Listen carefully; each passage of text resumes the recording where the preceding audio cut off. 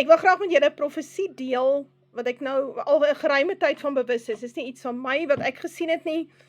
'n man met die naam Chris Bledsoe het ek 'n video van gesien, seker iets soos 3 jaar gelede.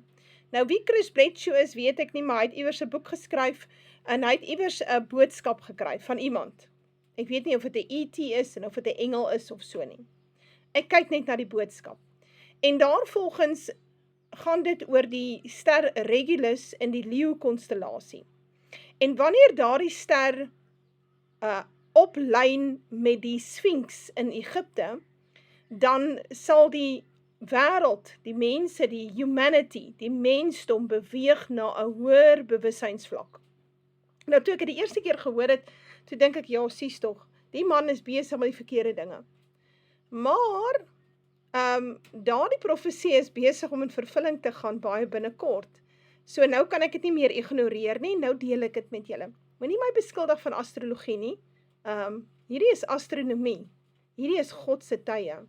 En hoe vinniger ons begin om dit te verstaan, hoe vinniger gaan ons verstaan wat Vader vir ons probeer sê en wat die Bybel vir ons probeer sê.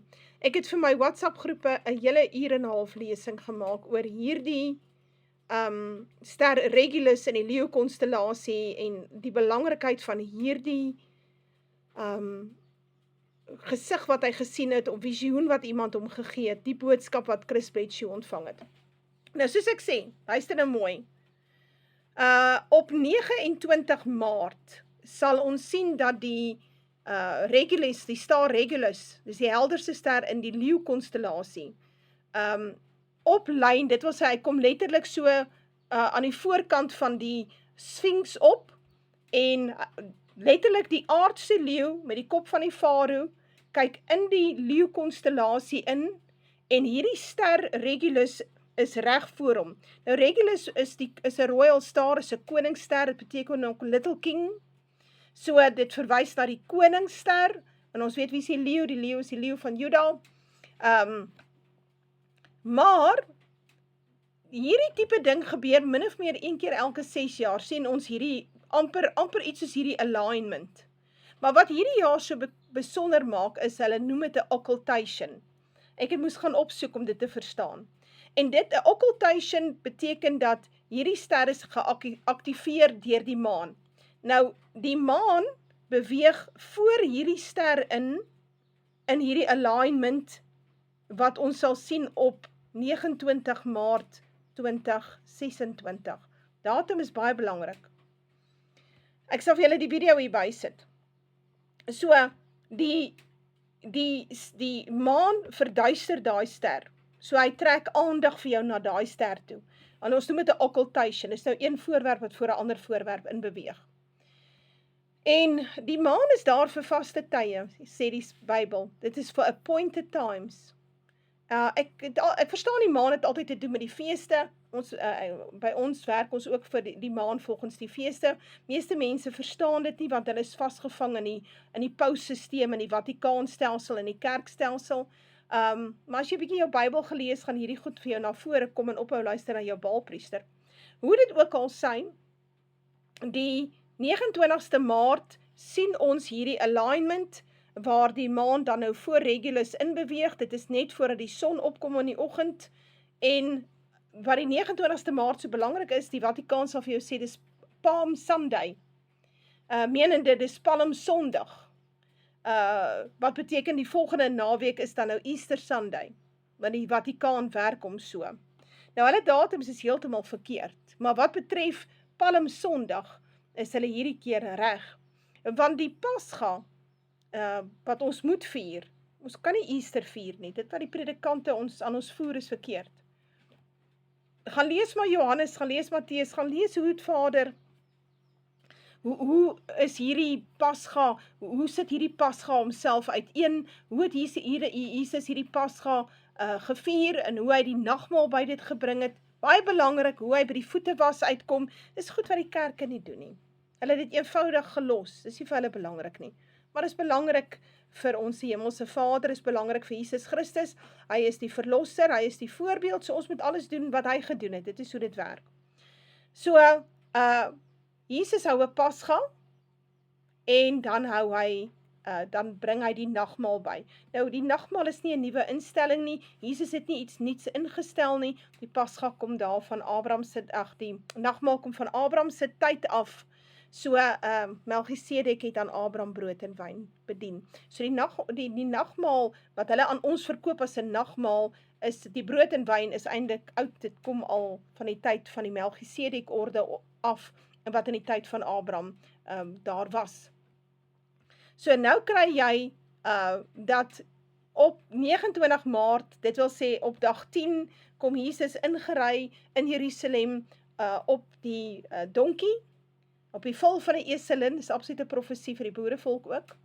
Ons is die donkievolk, sê Siener, en hy ry in, en hulle gooi die palmtakke voor hom neer, en hulle sê Hosanna in die hoogste hemele, en hy sê vir hulle, Israel, jou koning kom na jou toe, dogter van Sion, jou koning kom na jou toe, hy ry op die vel van 'n eselin.